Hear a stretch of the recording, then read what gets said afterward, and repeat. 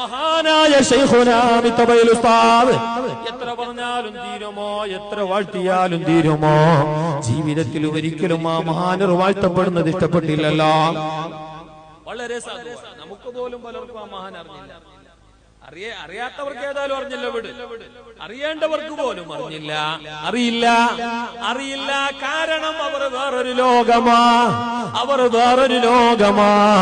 അവർ അല്ലാഹുവിന്റെ മഹാന്മാരാ, മഹത്തുക്കളാ, സാധുവായി കാണാൻ തന്നെ തീരെ ഒരു കോലമില്ലാത്ത രൂപമാ.